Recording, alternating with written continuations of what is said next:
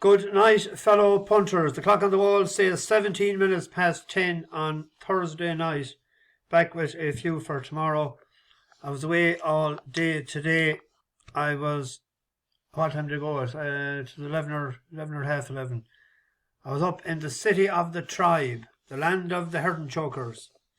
I went up to visit my friend that had a big operation there a few weeks ago. It was the first time meeting him. So we went to, I met him I said I'd pick him up at the house, and he said no, that he'd drive and he'd meet me, that he wanted to get out of the house for the day. So we met in the Galway Plate. It's a restaurant there on the Tuam Road, coming out of Galway. It was a while ago since I was in it. Always good food in it. So we took our time. We had our soup, vegetable soup. It was grand. He didn't have lunch. He had a cup of coffee, and I had the roast beef, and it was very, very nice, I must say. Great beef and a good portion. And then I said to her, what comes after the dinner? To the foreign girl, she hadn't a clue, had to say dessert.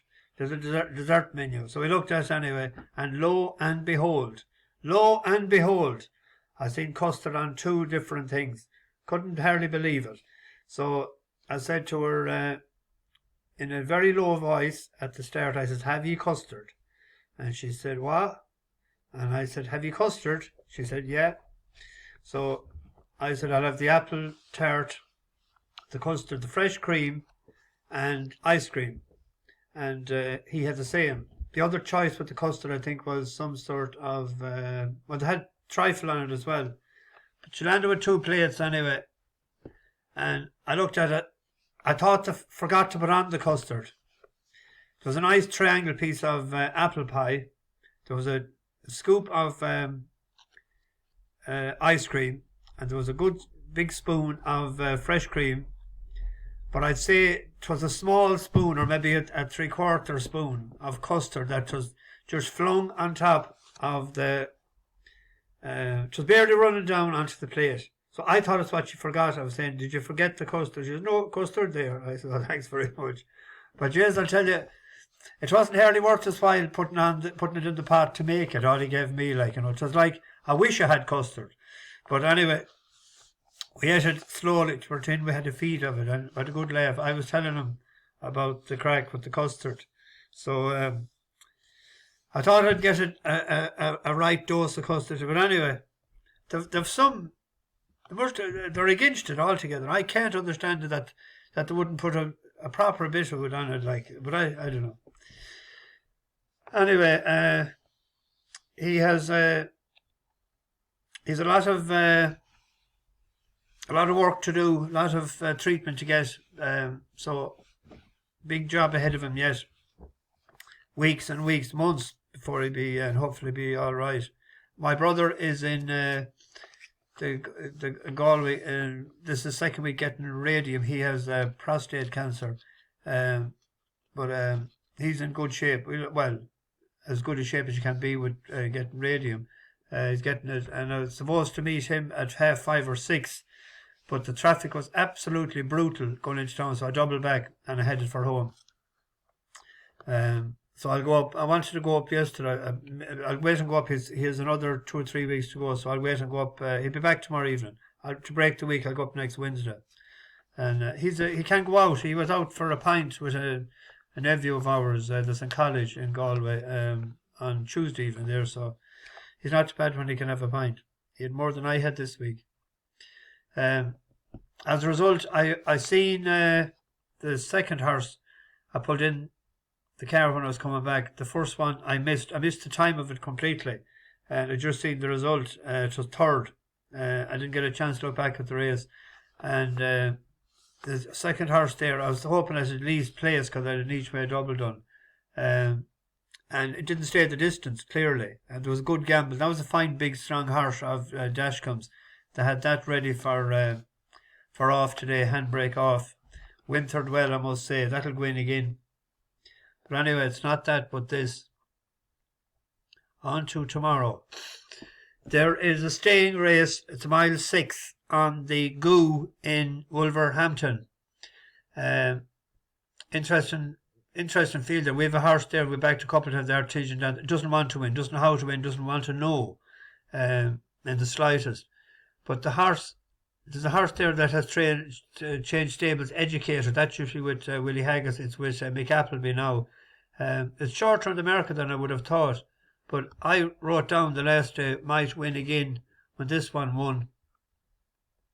Palace Boy. A lot of you might have noted the same. It used to be in France, and it came over then. It won a novice hurl.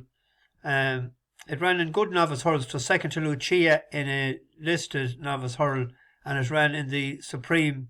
It was beaten 31 and it went off 200 to 1. Switch Yards and Fergus O'Brien to the Smith Yard, and the last day it ran, it finished up 9 to 2, but it went from the night before it went from 10s out to 22s, and it came in. It opened up on the track at 14s and went off 9 to 2, and you will see why. We went out in front on our Artesian Dancer.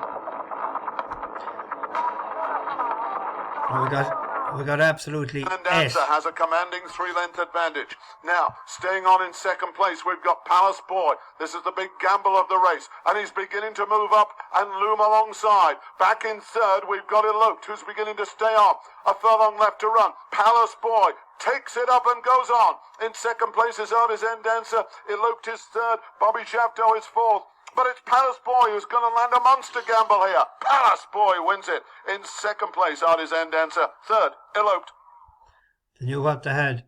That was off 67. He is up £10, isn't it? He's off 77. £10 wouldn't have stopped him there. 77, up £10. Aquam is running pretty reasonable,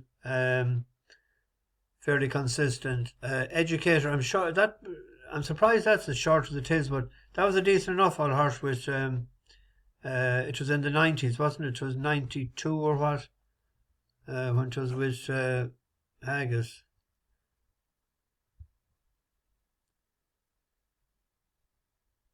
Yeah, it was rated 90 and 91, 92.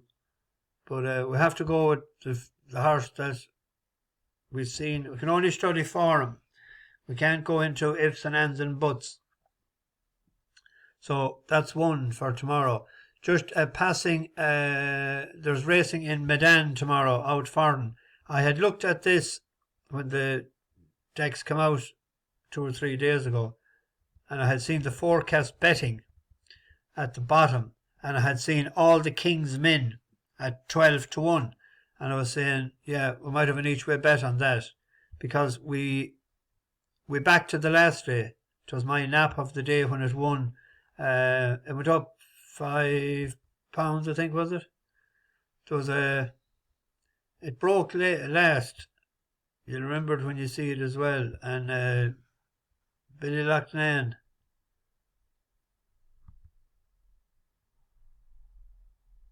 was on it. Comes round on the inside. Wins snug enough. That's him in the blue and the right hand side. A furlong and a half left to travel, and now all the King's Men begins to quicken up down along the inside of Johnny James, without deeper documenting. Further back to Waited You By. Sluzeviet's dropped right away, and it is all the King's Men going home strongly here. All the King's Men cheer to the line by the crowd. All the King's Men goes on to strike this consistent horse win. And cheered by all the bus passengers as well, because it was 7 to 4 into 5 to 4 or 15 to 8. But that's in Dubai, and I couldn't believe when I looked at the betting there. I was expecting a double figure price, and it's 5 to 1, 4 to 1, it's even 3 to 1 and 7 to 2. So I don't know what's going on there. And these prices don't drift, because this market is industry prices as opposed to, and so it'll pretty much be the same. And like you have the Sheik, the Boys in Blue has a few horses there, and I see there's one that used to be with Doug O'Neill, Sifton Sands, rated 99. I don't know what back form that has. So there's so I don't know if anyone made a pound on it the last day, they might have a loyalty bet on it, but I wouldn't be going berserk on it because we don't know what we're up against. On to Fundalk. We have one here that we won on 2 races back, and we're on it the last day until second. Spinning Web for Mags Mullins and Niall McCullough. This is a 2 mile race, and the step up and trips should suit him, one would imagine, because it won a 2 mile hurl race on good ground last July in Tipperary, 16 to 1 that day. It ran then in Sligo on soft ground, but the distance was too short. And the day we got it, it has peaked at 5 to 1. I can't remember what price it was earlier. I think it was a bigger price. But it ran the last day then, went up £6 for that. And it ran pretty decent, and it was nutted. That's him in to the left of the yellow and towards the right. Yellow and green. In the green and yellow in the centre. Behind that one, Cursory Exam. Pinball Wizard is coming through towards the near side with the noseband. Unterberg as they near the furlong pole. Spinning Web. Unterberg stand side. Blackstone Cliff weakening. Pinball Wizard is staying on. Behind him is Cursory Exam, but well inside the final furlong. Unterberg along the stands rail from Spinning Web. 50 yards to race. Unterberg driven out wins it from Spinning Web, Pinball Wizard and Cursory Exam. Yes, Unterberg's another winner for Oisin McSweeney, and this one trained by Laura Hourigan. I'll tell you what, Laura Hourigan is doing really well since she took out her licence, isn't she? She's operating at a good strike rate. She's the winner here again, what was it, last week? Not for a long time? Or 2 weeks ago? Yeah, indeed, Kevin, not under trade course, not for a long time, but this horse shaped very well last time and got a decent... It's a 4-year-old, so you'd imagine there should be a bit more improvement in it with the step up and trip back on a surface it likes. There's money for Folly Beach there. That was second to Ryami. So that is course for him as well. But it tops the market there 7 to 2. It actually opened up a bit. I think it opened up 9 to 2 or something earlier. Money came for it straight away. There's one other horse in Fundalk that I had sort of shortlisted. Well, there's actually a couple of there in that, but Flier is 6 to 1 favourite for Sneezy Foster. But if you look at its form, it's rated 55. It went up £2 for its last run. It was behind that Old Peculiar. We'll look at it in a second. Old Peculiar has won since. But if you look at back the way it was second at 10 furlongs, second of 17 last July on soft ground, to second of 20 in Navan, both runs in Navan, and 6th of 17. Only beaten 2 lengths, 4 lengths and 3/4 of a length. Then on soft ground a mile 6, it was 5th of 20. It was beaten a good bit. First run in Dundalk, 7th of 14, only beaten 2.5. Then the last day, it was all big prices like the whole time, so it wasn't fancied either by the yard or by the pundits. So that's it here on the very right hand side with the in the black and purple. Lengths in front of Old Peculiar racing third. Flyer towards the far side in 4, followed then by Grey Fable.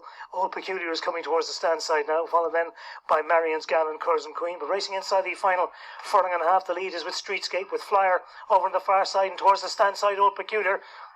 Racing inside the final furlong, and it's Old Peculiar on the stand side has come through and gone on by a length or 2 to Flyer on the far side. Old Peculiar from Flyer, a length or 3 on the line. Old Peculiar wins it from Flyer in second. Third was Streetscape, 4 behind those Marion's Gal, ahead of the 5th home, the top 8. Great Solution. Good night, safe home. Good luck to you. Dennis Hogan has one there, Ariana. That's another one that it's his first run back. It used to be with him, and then when he got suspended, it went to Sean Larkin. Had a couple of runs there over 10.5, stepping up and trip. You'd imagine should suit because it was behind a couple of good horses last year, but you don't know where the handbrake will be on that horse tomorrow. or 2 handbrakes on some of them. But maybe an each way bet 7:30 tomorrow evening if anyone is interested in that. So, lot of racing called off over the weekend. So I don't know what's even left on the go, or is there anything? Anyway, we'll see. A few newcomers. Jason Taylor is in Birmingham. He was wondering, was I going over? I intend to get over before the end of February. I'll try and book something the next couple of days. I'll check to see what's the story over there, and I might hope to. Stephen Berry, newcomer. I was in James last night, was playing only James, but he's James McMahon. He's in Paddington in London. I wonder, did he make a few pound on the horse called Paddington last year? And Mark O'Reilly is in Thailand. So all very welcome, near and far. So bash the bookies, over and out.